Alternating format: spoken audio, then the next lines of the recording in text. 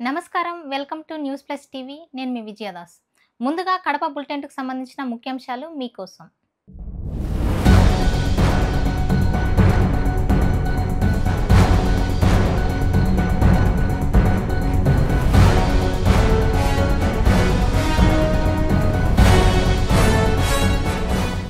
రాయలసీమ పునర్నిర్మాణానికి చంద్రబాబు పాలనే కారణం అంటున్న శ్రీనివాస్ రెడ్డి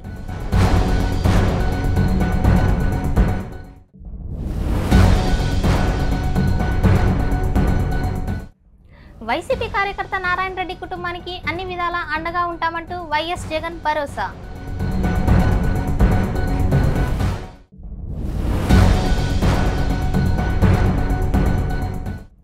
ఉద్యోగం పేరిట మోసం బాధితుల డబ్బులు తిరిగి ఇవ్వాలంటూ డిమాండ్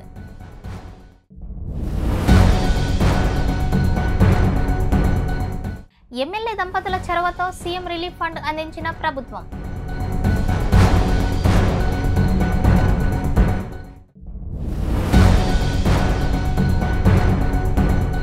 కడప ప్రజలపై శ్రీ వెంకటేశ్వర స్వామి ఆశీస్సులు ఎల్లప్పుడూ ఉండాలని కోరుకుంటున్నాం అంటున్న మాధవిరెడ్డి దంపతులు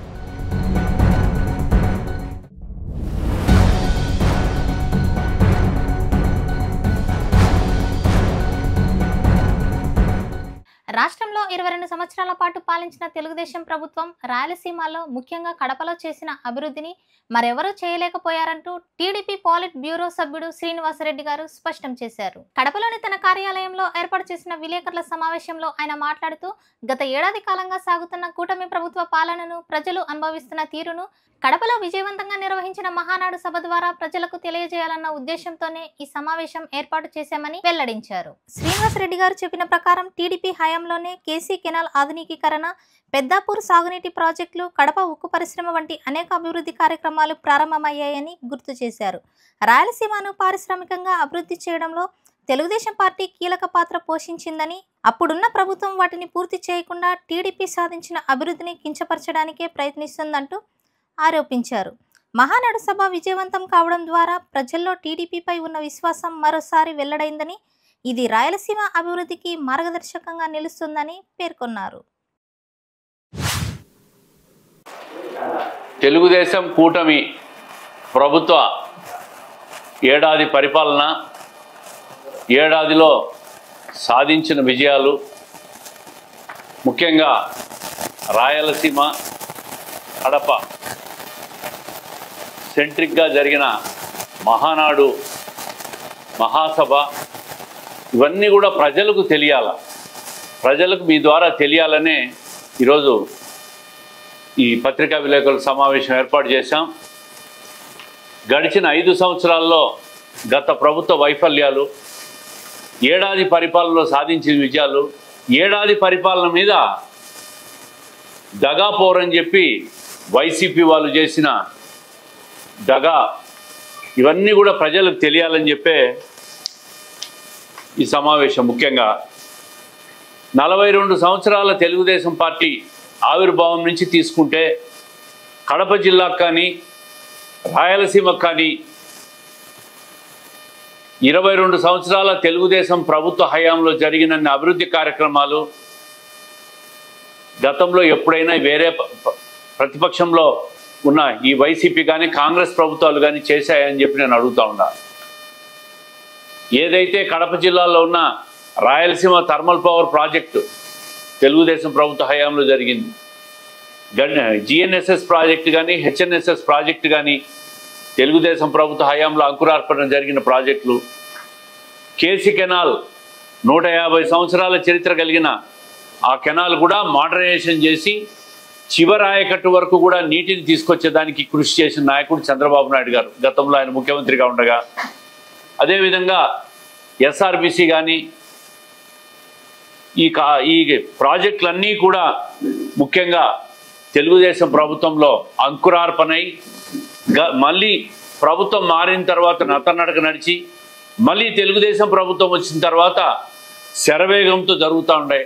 ఈరోజు హంద్రీనీవా చూస్తున్నాం, 3850 కోట్లతో హంద్రీనీవా అంతా కూడా లైనింగ్ చేస్తూ మోడర్నైజేషన్ చేస్తూ ఈరోజు శరవేగంగా పనులు జరుగుతూ ఉన్నాయి. నాబార్డు నుంచి నిధులు తీసుకొని వచ్చి రేపు జూలై ఆగస్టు కంతా పూర్తి చేయాలనే సంకల్పంతో ముందుకు పోతా ఉంది. మరి గత 5 సంవత్సరాల్లో రాయలసీమ ప్రాజెక్టులలో ఒక్క తట్ట మట్టైనా వైఎస్ఆర్ కాంగ్రెస్ ప్రభుత్వం ఎత్తింది అని అడుగుతా ఉండా. కడప జిల్లాలో 12,000 కోట్ల పైచిలకు ప్రాజెక్టులకు జీవోలు ఇచ్చినాడు జగన్మోహన్ రెడ్డి గారి ప్రభుత్వం. ఒక్క రూపాయైనా ఖర్చు పెట్టారా? ఒక తట్ట మట్టైనా ఎత్తారా వీళ్ళు? కడప జిల్లాలో రాజోలి ప్రాజెక్టుకు వాళ్ళే కదా భూమి పూజ చేశారు. గండికోట నుంచి అదనపు లిఫ్ట్ అని చెప్పి వాళ్ళే కదా చేశారు. చక్రాయపేటకు నుంచి జిఎన్ఎస్ఎస్ నుంచి హెచ్ఎన్ఎస్ఎస్కు లిఫ్ట్ అని చెప్పి 1000 కోట్ల జీవోలు ఇచ్చినారు, పూర్తి చేసినారు. ఏ కార్యక్రమం కూడా వాళ్ళు పూర్తి చేయకుండా ఈరోజు ప్రజల కోసం పనిచేసే ప్రభుత్వాన్ని కించపరుస్తూ మళ్ళీ దగా ప్రభుత్వం చేశారని చెప్పి ఏ కార్యక్రమాలు అమలు చేయలేదు, సంక్షేమ కార్యక్రమాలు అని చెప్పి ఒక బూటకపు మాటలతో ప్రజలను మళ్ళీ మోసం చేసేదానికి రోడ్డెక్కినారు. నేను అడుగుతున్నా, ఈ కర్నూలులో రేపు హైకోర్టు అంకురార్పణ జరుగుతూ ఉంది. ఇది రాయలసీమ కోసం చేసిన కార్యక్రమం కాదా అని అడుగుతూ ఉండా. కొప్పర్తి ఓర్వకల్లు ఒక పెద్ద పారిశ్రామిక హబ్బుగా కేంద్ర ప్రభుత్వం నుంచి నిధులు తీసుకొని వచ్చి కేంద్ర ప్రభుత్వం ఒప్పందం చేయించి వాళ్ళని ఒప్పించి తీసుకొచ్చింది ఈ తెలుగుదేశం ప్రభుత్వం, చంద్రబాబు నాయుడు గారి ప్రభుత్వం కాదని అడుగుతూ ఉండా. ఆ రెండు కూడా పారిశ్రామికంగా అభివృద్ధి అయితే రాయలసీమలోనే ఒక పెద్ద ఇండస్ట్రియల్ హబ్గా తయారు కాబోతా ఉంది. చిన్న స్థాయి నుంచి పెద్ద స్థాయి పరిశ్రమల వరకు కూడా దాదాపు ఒక కడప జిల్లాలోనే 6,000 మళ్ళీ ఒక 3,000 ఎకరాలు సేకరిస్తూ 9,000 పైచిలకు ఎకరాలు సేకరిస్తూ అంత పెద్ద ఇండస్ట్రియల్ హబ్ జరుగుతూ ఉంది. ఇది రాయలసీమ సెంటర్లో ఉన్న కొప్పర్తి ఇండస్ట్రియల్ హబ్. ఇది మరి ఇవన్నీ కూడా గత ప్రభుత్వం చేయాలని ఆలోచన చేసింది అని అడుగుతూ ఉండా. స్టీల్ ప్లాంట్ ఏదైతే చంద్రబాబు నాయుడు గారు 2018లో కంబాల దిన్నెలో భూమి పూజ చేశాడో ఆ స్టీల్ ప్లాంట్ను మళ్ళీ వచ్చిన ప్రభుత్వం ఉండనిచ్చింటే అక్కడ ప్రారంభమయ్యేది కదా. మరి దాన్ని కూడా తూట్లు పొడిచి చంద్రబాబు నాయుడు గారు చేసిన భూమి పూజ ఉండకూడదని చెప్పి మళ్ళీ స్థలం మార్చి జగన్మోహన్ రెడ్డి గారు ప్రభుత్వం వచ్చిన తర్వాత 3 సార్లు భూమి పూజ చేశారు. మరి ప్రారంభమైందా? ఈరోజు కక్ష సాధింపులు కాదు, అభివృద్ధి ముఖ్యమని చెప్పి ముఖ్యమంత్రి గారు ఏదైతే గత ప్రభుత్వం భూమి పూజ చేసిందో ఆ స్థలాన్ని ఖరారు చేస్తూ ఎవరైతే ప్రైవేట్ పారిశ్రామికవేత్త ఉన్నాడో జిందాల్ వాళ్ళనే మళ్ళీ కూడా వాళ్ళతోనే స్టీల్ ప్లాంట్ను ప్రారంభించండి అని చెప్పి ఒప్పందం చేసి ఇప్పుడు స్టీల్ ప్లాంట్ ప్రారంభమవుతున్న విషయం ప్రజలకు తెలియజేస్తూ ఉండా. ఈ విషయం మీద ముఖ్యమంత్రి గారు మొన్న మహానాడులో ఒక స్పష్టమైన ప్రకటన కూడా చేశారు. ఖచ్చితంగా స్టీల్ ప్లాంట్ జిందాల్ వాళ్ళ వ్యక్తితోనే ప్రారంభమైతే అది కూడా స్పష్టంగా చేశారు. రాబోయే 3 సంవత్సరాల్లో జిందాల్లో వాళ్ళు స్టీల్ ప్లాంట్ను కూడా పూర్తి చేసి ప్రొడక్షన్లోకి వచ్చే విధంగా ప్రభుత్వం ఖచ్చితంగా చర్యలు తీసుకోబోతా ఉంది. ఇది రాయలసీమకు ముఖ్యంగా కడప ప్రజలు ఎప్పటి నుంచో కోరుకుంటున్న ఆకాంక్షిస్తున్న పారిశ్రమ, పెద్ద పారిశ్రమ 27 major minor solar wind pumped storage 27 ప్రాజెక్టులు 1,10,000 కోట్లు 1,10,000 కోట్ల పెట్టుబడితో ఇవన్నీ కూడా సోలారు విండు పంపుడు స్టోరేజ్ కింద రాయలసీమలో 1,10,000 కోట్ల పెట్టుబడులతో ప్రైవేట్ ఎంటర్ప్రైనర్స్ అందరినీ తీసుకొచ్చి ఒక విద్యుత్ శక్తి రంగంలో ఒక ఆంధ్రప్రదేశ్కే కాదు పక్క రాష్ట్రాలకు అమ్మే విధంగా రాష్ట్రాన్ని ముఖ్యంగా రాయలసీమలో ఇవన్నీ ఏర్పాటు కాబోతూ ఉన్నాయి. దీంట్లో 16,700 మెగావాట్ల విద్యుత్ ఉత్పత్తి కాబోతా ఉంది రాబోయే 3 సంవత్సరాల్లో. ఇంత పెద్ద ఎత్తున విద్యుత్ విప్లవం రాయలసీమ నుంచే ప్రారంభమవుతోందనే విషయాన్ని గర్వంగా ఈ తెలుగుదేశం ప్రభుత్వంలో మేము చెప్పుకోగలుగుతున్నాం. 1,10,000 కోట్ల పెట్టుబడులు, 16,700 మెగావాట్లు, 27 ప్రాజెక్టులు ఇంత పెద్ద ఎత్తున రాబోతూ ఉన్నాయి. మళ్ళీ ముఖ్యమంత్రి గారు జిఎన్ఎస్ఎస్ ప్రాజెక్టు ఎప్పటి నుంచో నిలిచిపోయిన ప్రాజెక్టు, దానికి కూడా కడప వరకు 1,000 కోట్ల రూపాయలతో శాంక్షన్ చేస్తామని హామీ ఇచ్చారు. అవి కూడా సీఎం అష్యూరెన్సెస్ కింద అప్పటికే జిల్లా కలెక్టర్కి వచ్చినాయి. అవన్నీ కూడా ఎస్టిమేట్లు వేసి రాష్ట్ర ప్రభుత్వానికి పంపిస్తూ ఉన్నాం. కడప దాహార్తి ఎప్పటి నుంచో సంవత్సరం నుంచి కూడా కడప ఎమ్మెల్యే గారు కోరుతూ ఉంటారు. కడపకు శాశ్వత పరిష్కారంగా నీటిని అందివ్వాలని చెప్పి కడప ఎమ్మెల్యే గారు అడగంగానే ముఖ్యమంత్రి గారు 500 కోట్లతో హ్యామ్ ప్రాజెక్టు కింద ఇదే బ్రహ్మం సాగర్ నుంచి శాంక్షన్ చేయడం జరుగుతూ ఉంది. అదే కాకుండా నేషనల్ హైవే ఎటువైపు చూసినా కడపలో అన్ని రోడ్లు నేషనల్ హైవే కింద రాయలసీమకు అనుసంధానం చేస్తూ నేషనల్ హైవే ప్రాజెక్టులన్నీ కూడా ముఖ్యమంత్రి గారు కేంద్ర ప్రభుత్వాన్ని ఒప్పించి నిధులు తీసుకొని వచ్చి అన్ని రోడ్లను కూడా నేషనల్ హైవే చేసి కేంద్ర నిధులతో ఒక పక్క ఇన్ఫ్రాస్ట్రక్చర్ డెవలప్మెంట్ జరగబోతా ఉంది. కూటమి ప్రభుత్వం రెడ్ బుక్ కి వ్యతిరేకంగా రాజ్యాంగ విలువలను తుంగలో తొక్కుతూ కొనసాగిస్తే ప్రజలే ఒకరోజు ఎదురుదాడులకు తిరిగే పరిస్థితులు తలెత్తుతాయని వైఎస్ఆర్సీపీ నేతలు హెచ్చరించారు. ఈ నేపథ్యంలో వారు కడప జిల్లా ఎస్పీ అశోక్ గారిని కలిసి వినతి పత్రాన్ని సమర్పించారు. అనంతరం మీడియాతో మాట్లాడిన వైఎస్ఆర్సీపీ నాయకులు మే నెల 6వ తేదీ రోజున కాజీపేట పోలీసులు పేకాట ఆడుతున్నారన్న ఆరోపణలతో 12 మందిపై ఎఫ్ఐఆర్ని ఫైల్ చేయడం జరిగింది. అందులో పార్టీ అభిమానిగా ఉన్న రెడ్డిని A3 నిందితునిగా చేర్చారని వారు వెల్లడించారు. వాస్తవానికి పేకాట ఆడుతున్నట్టుగా ఎలాంటి రెడ్ హ్యాండెడ్ అరెస్టు జరగలేదని, కేవలం స్టేషన్కు పిలిపించి విచారణ పేరుతో రెడ్డిని 3 రోజుల పాటు నిలిపివేసి చితకబాదారని, తర్వాత మే 9వ తేదీన మరోసారి తప్పుడు ఆరోపణలతో గంజాయి కేసు పెట్టి అరెస్టు చేశారని ఆరోపించారు. అంతేకాకుండా వైఎస్ఆర్సీపీ ఆధ్వర్యంలో జరిగిన వెన్నుపోటు దినం కార్యక్రమంలో కూడా రెడ్డి పాల్గొన్నారని పేర్కొన్నారు. ఈ మొత్తం వ్యవహారం కూటమి ప్రభుత్వం అధికారాన్ని దుర్వినియోగం చేసి పార్టీ కార్యకర్తలపై అక్రమంగా దాడులు జరుపుతోందని వారు మండిపడ్డారు.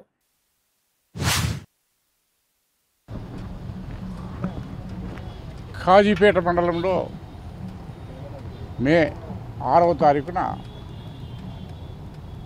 12 మంది మీద ఎఫ్ఐఆర్ కట్టడం జరిగింది. ఆ ఎఫ్ఐఆర్లో ముఖ్యంగా ఎలాంటి సంబంధం లేనటువంటి లక్ష్మీనారాయణ రెడ్డి అతన్ని A3 కింద ముద్దాయిగా చేశారు. మెయిన్ అలిగేషన్ ఏంటంటే అక్కడ ఎక్కడో కార్డ్స్ ఆడుతూ ఉన్నారని, ఆ కార్డ్స్ ఆడుతూ ఉంటే అటువంటి వాళ్ళు తీసుకొచ్చేసి అక్కడ రెడ్డి హ్యాండ్ గారు దొరకలే, ఎవరో చెప్పినారని చెప్పేసి వాళ్ళని పిలిపించుకొని పిలిచారు. పోయినారు వాళ్ళు 6వ తేదీ స్టేషన్ వెళ్ళారు, మళ్ళీ రేపటి 7వ తేదీ వెళ్ళారు, మళ్ళీ 8వ తేదీ వెళ్ళారు. మరి వెళ్ళినా కానీ కూడా 9వ తారీఖున ఒక గంజాయి కేసు పెట్టి వాళ్ళ మీద మరి రిమాండ్కి పంపించారంటే మరి ఎంత ఘనకార్యం జరుగుతుంది ఈ ప్రభుత్వంలో ఆలోచించారు. రెడ్ బుక్ రాజ్యాంగం జరుగుతుంది నిజంగా 100% దీన్ని బట్టి చూస్తే గినా ఏమండి అసలు అర్థం కాలేదు. కార్డ్స్ ఒకవేళ కార్డ్స్ అతను లేడు, రెడ్డి హ్యాండ్ దొరకలేదు, ఆ రోజు సీట్లో కూడా లేడు, అటువంటి మీద పెట్టారు. ఎందుకంటే అతన్ని వైఎస్ఆర్ కాంగ్రెస్ పార్టీ అభిమాని. మరి ముఖ్యంగా నిన్న జరిగినటువంటి వెన్నుపోటు కార్యక్రమానికి మా మైదుకూరు కూడా వచ్చి బాగా పార్టిసిపేట్ చేశాడు.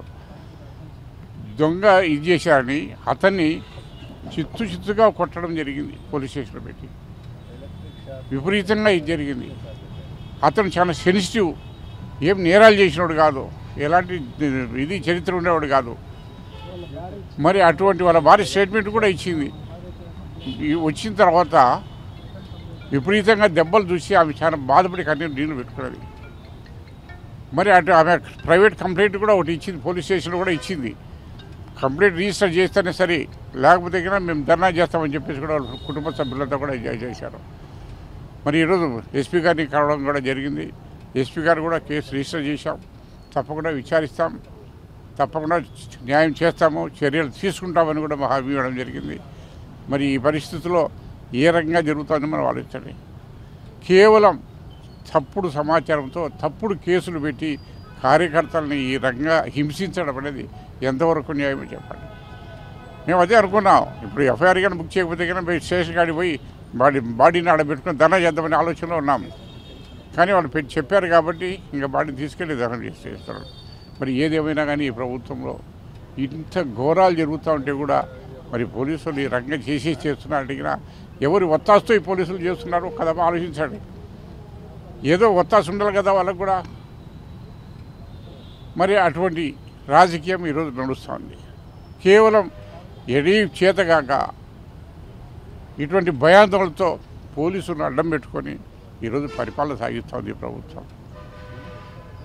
మరి ఇటువంటి అవినీతిపరటువంటి అధికారులను పెట్టుకొని మరి పరిపాలన చేస్తే రాబోయే రోజులు ఏ రకంగా చెప్తే నిన్న చూశారు వెన్నుపోటు దినం విపరీతంగా ఎక్కడి అన్ని జిల్లాల్లో కూడా అన్ని నియోజకవర్గాల్లో కూడా విపరీతమైన స్పందన వచ్చింది.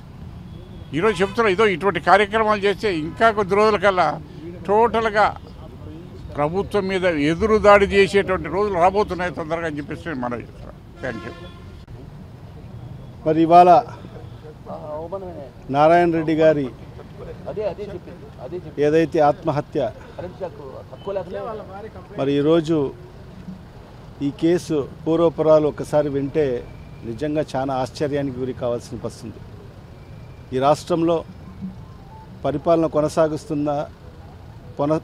కొనసాగుతుందా లేకపోతే ఇక్కడ రెడ్ బుక్ పరిపాలన కొనసాగుతుందా అని చెప్పి ఈ రాష్ట్ర ప్రజలకు అనుమానం వచ్చే పరిస్థితి ఉంది. మరి ఈరోజు ఈ ప్రభుత్వం ప్రజలు బాగోగులు పక్కన పెట్టేసి మరి ఈరోజు కేవలం ఒక వైఎస్ఆర్ కాంగ్రెస్ పార్టీ సింపథైజర్స్ అయితే ఏమి, వైఎస్ఆర్ కాంగ్రెస్ పార్టీ నాయకుల మీద అక్రమ కేసులు బనాయించి మరి వాళ్లకు అవమానపరచడము, దాంట్లో భాగంగానే ఈరోజు నారాయణ రెడ్డి గారు మరి ఏదైతే ఆయన ఏదో కార్డ్స్ ఆడుతూ ఉంటే మరి అతన్ని A3 ముద్దాయిగా గంజాయి కేసులో పెట్టి మరి ఈరోజు ఆయనకు రిమాండ్కు పంపించి మరి అదే కాకుండా ముందుగా 3 రోజులు ఆయనకు విచారణకు పిలిపియడం జరిగింది. ఆ విచారణలో కూడా మరి ఆయనకు అధిక మొత్తంలో మరి డబ్బులు కూడా డిమాండ్ చేయడం జరిగింది. మరి ఆ సిఐ గారు మరి వాళ్ళు డబ్బులు ఇవ్వలేని పరిస్థితిలో, ఎందుకంటే అతను పూలు అమ్ముకునే వ్యక్తి, రోడ్డు పైన పూలు అమ్ముకునే వ్యక్తి.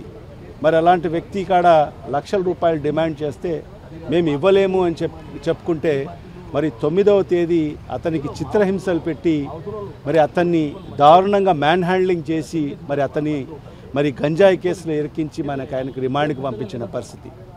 మరి రిమాండ్ నుంచి వచ్చిన తర్వాత మరి అతను మరి ఇంత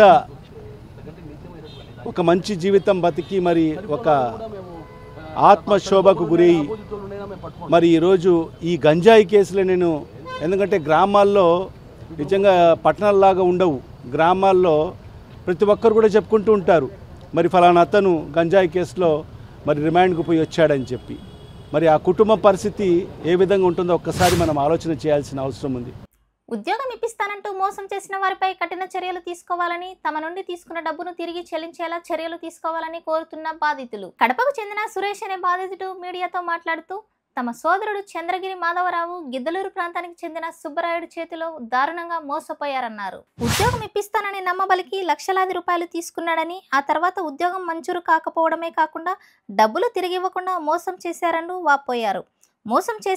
వాపోయారు. వారికి రిపీటెడ్గా ఫోన్ చేసి డబ్బులు అడిగినా ఎలాంటి స్పందన లేకుండా తప్పించుకుంటున్నారని సురేష్ వివరించారు. ఇది సరైన పని కాదంటూ తమను మోసగించిన వారిపై న్యాయపరమైన చర్యలు తీసుకుని తమకు న్యాయం చేయాలంటూ డిమాండ్ చేశారు. ఇలాంటి మోసాలు ఇంకెవరికైనా జరగకుండా ఉండాలంటే అధికార యంత్రాంగం తక్షణమే స్పందించి దోషులను కఠినంగా శిక్షించాలంటూ బాధితులు విజ్ఞప్తి చేశారు. అందరికీ నమస్కారం. మా అన్న చంద్రగిరి మాధవరావు అనే ఆయనకి గిద్దలూరు సుబ్బరాయుడు, అలాగే వాళ్ళ భార్య అని చెప్పుకొని తిరుగుతూ ఉన్నటువంటి ఉమామహేశ్వరి మా వదిన రిమ్స్లో జాబ్ చేస్తూ ఉంటే అక్కడ పరిచయమైంది. అక్కడ పరిచయం అయినాక నాది ఇట్లా పర్మనెంట్ జాబ్ అని చెప్పి మా ఆయనకు మా గిద్దలూరు సుబ్బరాయుడుకు చాలా పెద్ద కాంటాక్ట్స్ ఉన్నాయి, నేను మీకు డబ్బులు కడితే నేను పర్మనెంట్ జాబ్ ఇప్పిస్తాను అని చెప్పడం వల్ల మా వదిన, అలాగే మా భార్య డేరింగుల సులోచన, మా వదిన డేరింగుల అను అనే ఆయన మా అన్న ద్వారా పరిచయం అయినటువంటి సుబ్బరాయుడుకు అలాగే ఉమామహేశ్వరికి దగ్గర మేము 4 లక్షల రూపాయలు అమౌంట్ కట్టడం జరిగింది. అలాగే మనం ఇట్లా నష్టపోయిన తర్వాత తాలూకా పోలీస్ స్టేషన్లో కంప్లైంట్ కూడా అతని మీద నమోదు అవ్వడం జరిగింది 2023లో. అప్పటి నుంచి వాడు ఫోన్లు చేసి చెప్తా ఉండగా వాడు ఈరోజు ఇస్తాము రేపు ఇస్తాము అలా చెప్పి దారిపోయిన మేము మోసపోయినాక తర్వాత వాడు మమ్మల్ని తిట్టడం జరిగింది. తిట్టినాక మేము మళ్ళీ స్పందనకు 2-3 సార్లు మళ్ళీ చేయడం వల్ల మళ్ళీ అదే కంప్లైంట్ మళ్ళీ మన తాలూకా పోలీస్ స్టేషన్కి రెఫర్ చేయడం జరిగింది. తర్వాత మేము ఒకసారి జమ్మలమడుగు కూడా వెళ్ళడం జరిగింది. అక్కడ వాళ్ళ భార్య వాళ్ళ అమ్మ వాళ్ళు ఏడ్చి మా కొడుకు కూడా ఇబ్బందులు ఉన్నారంటే నాకు తెలియదు, మేము చాలా ఇబ్బందుల్లో ఉన్నాము, మాకు అమౌంట్ తక్షణం ఇవ్వాల్సిందిగా కోరడం జరిగితే అక్కడ వాళ్ళ అమ్మ వాళ్ళ భార్య మా మీద తిరగబడడం జరిగింది. తిరగబడ్డాక మేము ఇంకా అక్కడ చేసేది ఏమీ లేక మేము రిటర్న్ వచ్చేయడం జరిగింది. ఇది జరిగి కూడా దగ్గర ఒక 8 నెలలు పైన అయిపోతూ ఉంది. తర్వాత ఫోన్లు చేస్తే అతను లిఫ్ట్ చేయడం లేదు. అలాగే ఇది ఈ తెలిసినటువంటి ఎవరైనా మన పోలీస్ శాఖ వారు దీని మీద యాక్షన్ తీసుకొని మాకు తక్షణ న్యాయం చేయవలసిందిగా కోరడం అనేది. ఈ వడ్డీలు ఎక్కువయ్యి మేము బంగారు ఈ బ్యాంకులలో పెట్టుకొని వడ్డీలు కట్టలేక చాలా ఆర్థికంగా ఇబ్బందుల్లో ఉన్నాము. దయచేసి మాకు న్యాయం చేయవలసిందిగా కోరడం అయింది. ఉద్యోగాల కోసం డబ్బు ఇవ్వడం జరిగింది. అదే వాళ్ళ ఉమా ఐశ్వర్యనాయమా అక్కడ జాబ్ చేస్తూ ఉన్నింది. ఆమె పర్మనెంట్ ఎంప్లాయిడ్ అవ్వడం వల్ల మా వదిన అక్కడ కరోనా టైంలో మా వదిన మా భార్య అక్కడే పనిచేస్తూ ఉన్నారు. పనిచేసినప్పుడు పరిచయం అయినప్పుడు నేను ఇప్పిస్తాను మాకు పెద్ద పెద్ద కాంట్రాక్ట్స్ ఉన్నాయని చెప్పడం వల్ల మేము వాళ్ళకు అమౌంట్ కట్టడం జరిగింది. సుబ్బరాయుడు గిద్దలూరు సుబ్బరాయుడు అతను కట్టడం జరిగింది. 4 లక్షల రూపాయల దాకా మోసం జరిగింది. ఇప్పటికీ జరిగి కూడా 3 సంవత్సరాల దరిదాపులో ఎక్కువ అయిపోతూ ఉంది. వడ్డీలు మాకు ఆర్థికంగా ఎక్కువ వడ్డీలు అయిపోతూ ఉన్నాయి. మేము కట్టుకోలేక చాలా ఆర్థికంగా చాలా ఇబ్బందుల్లో ఉన్నాము. మాకు పోలీస్ యంత్రాంగం తక్షణ న్యాయం చేయవలసిందిగా కోరడమైనది. తమ అనారోగ్య సమస్యలతో ఆర్థికంగా ఇబ్బందులు ఎదుర్కొంటున్న బాధితులకు అండగా నిలుస్తున్న కడప ఎమ్మెల్యే మాధవిరెడ్డి గారు, టీడీపీ పొలిటికల్ బ్యూరో సభ్యులు శ్రీనివాసరెడ్డి గారు కడప నియోజకవర్గంలోని అనేక మంది ప్రజలకు ముఖ్యమంత్రి రిలీఫ్ ఫండ్ ద్వారా మంజూరైన ఆర్థిక సహాయాన్ని ఎమ్మెల్యే మాధవిరెడ్డి స్వయంగా పాల్గొని చెక్కులను బాధితులకు అందజేయటం జరిగింది. ఈ కార్యక్రమంలో ఎమ్మెల్యే మాధవిరెడ్డి గారు స్వయంగా పాల్గొని చెక్కులను బాధితులకు అందజేశారు. ఈ సందర్భంగా ఆమె మాట్లాడుతూ ప్రజలు అనారోగ్యంతో బాధపడుతున్న సమయంలో ప్రభుత్వం వైద్యానికి తోడుగా ఆర్థిక భరోసా ఇవ్వాలన్నదే మా లక్ష్యం అని పేర్కొన్నారు. ఈ కార్యక్రమంలో పాల్గొన్న బాధితులు తమ కుటుంబంపై భారంగా మారిన వైద్య ఖర్చులు నివారించేందుకు రిలీఫ్ ఫండ్ ఎంతో దోహదపడుతోంది అంటూ కృతజ్ఞతలు తెలిపారు. ఇలాంటి సహాయాలు అందిస్తున్నందుకు సీఎం చంద్రబాబు గారికి, ఎమ్మెల్యే మాధవిరెడ్డి దంపతులకు వారు హృదయపూర్వకంగా ధన్యవాదములు తెలిపారు. ఇకపోతే టీడీపీ నేతలు మాట్లాడుతూ ప్రజా సంక్షేమమే ధ్యేయంగా తెలుగుదేశం ప్రభుత్వం ముందుకు సాగుతోందని, ప్రతి ఒక్కరూ ఈ సంకల్పాన్ని ఆశీర్వదించాలని వారు కోరారు.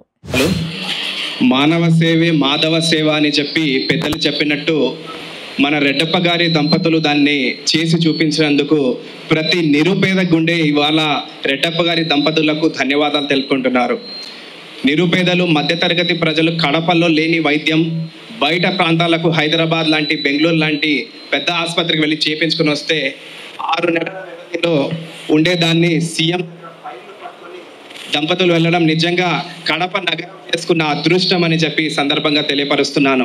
శ్రీనివాసులు రెడ్డి అంటే సీఎంఆర్ఎఫ్ అంటే శ్రీనివాసులు రెడ్డి లాగా వందల వేల మందికి మనకు సీఎం రిలీఫ్ ఫండ్ ఇప్పిస్తూ ప్రతి పేద గుండె చప్పుడుకు అండగా నిలుస్తున్న అమ్మగారికి కృతజ్ఞతలు తెలుపుకుంటూ ప్రతి ఒక్కరూ గట్టి చప్పట్లతో సత్కరించాల్సిగా కోరుతున్నాను. ఇదే స్ఫూర్తితో కడప నగరంలో, రాష్ట్రంలోనే కడప నగరం అత్యాధునిక సీఎం రిలీఫ్ ఫండ్ తీసుకొని వచ్చి ప్రతి పేదవారికి అండగా నిలుస్తారని చెప్పి మనసారా కోరుకుంటున్నాను. ధన్యవాదాలు. కూటమి ప్రభుత్వం రెడ్ బుక్ కి వ్యతిరేకంగా రాజ్యాంగ విలువలను తుంగలో తొక్కుతూ కొనసాగిస్తే ప్రజలే ఒకరోజు ఎదురుదాడులకు తిరిగే పరిస్థితులు తలెత్తుతాయని వైఎస్ఆర్సీపీ నేతలు హెచ్చరించారు. ఈ నేపథ్యంలో వారు కడప జిల్లా ఎస్పీ అశోక్ గారిని కలిసి వినతి పత్రాన్ని సమర్పించారు. అనంతరం మీడియాతో మాట్లాడిన వైఎస్ఆర్సీపీ నాయకులు మే నెల 6వ తేదీ రోజున కాజీపేట పోలీసులు పేకాట ఆడుతున్నారన్న ఆరోపణలతో 12 మందిపై ఎఫ్ఐఆర్ని ఫైల్ చేయడం జరిగింది. అందులో పార్టీ అభిమానిగా ఉన్న రెడ్డిని A3 నిందితునిగా చేర్చారని వారు వెల్లడించారు. వాస్తవానికి పేకాట ఆడుతున్నట్టుగా ఎలాంటి రెడ్ హ్యాండెడ్ అరెస్టు జరగలేదని, కేవలం స్టేషన్కు పిలిపించి విచారణ పేరుతో రెడ్డిని 3 రోజుల పాటు నిలిపివేసి చితకబాదారని, తర్వాత మే 9వ తేదీన మరోసారి తప్పుడు ఆరోపణలతో గంజాయి కేసు పెట్టి అరెస్టు చేశారని ఆరోపించారు. అంతేకాకుండా వైఎస్ఆర్సీపీ ఆధ్వర్యంలో జరిగిన వెన్నుపోటు దినం కార్యక్రమంలో కూడా రెడ్డి పాల్గొన్నారని పేర్కొన్నారు. ఈ మొత్తం వ్యవహారం కూటమి ప్రభుత్వం అధికారాన్ని దుర్వినియోగం చేసి పార్టీ కార్యకర్తలపై అక్రమంగా దాడులు జరుపుతోందని వారు మండిపడ్డారు.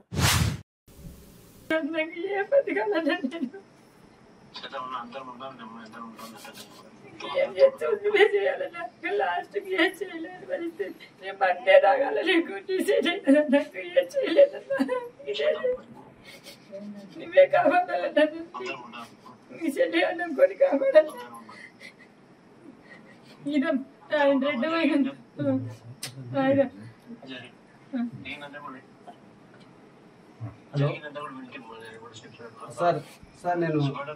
సార్ నేను మా బావ చనిపోయింది.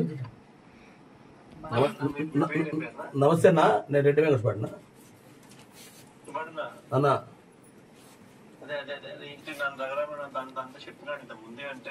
రఘురామరెడ్డి నిన్న బాగా యాక్టివ్ ప్యాక్ తీసుకున్నారు. మన వాళ్ళు అందరూ వచ్చినారు. రవీంద్రారెడ్డి వచ్చినాడు, మన డిప్యూటీ చైర్మన్ డిప్యూటీ సీఎం వచ్చినాడు, ఎక్స్ సురేష్ బాబు వచ్చినారు, అందరూ వచ్చినారు. ఈ కేవలం డబ్బు కోసం వేధించి కొట్టి చంపినారు. వేధించి కొడితే వాడు తట్టుకోలేక మానసికంగా హింసించినారు. దాంతో చనిపోయినాడు. కరెంటు పట్టుకొని చనిపోయినాడు. వీళ్ళకి 2 పిల్లలు ఉన్నారు. వీళ్ళకు ఇబ్బందికరమైన పరిస్థితి. అతను ఉంటేనే బతికే పరిస్థితి, లేకపోతే చాలా ఇబ్బందికరమైన పరిస్థితి. మీరే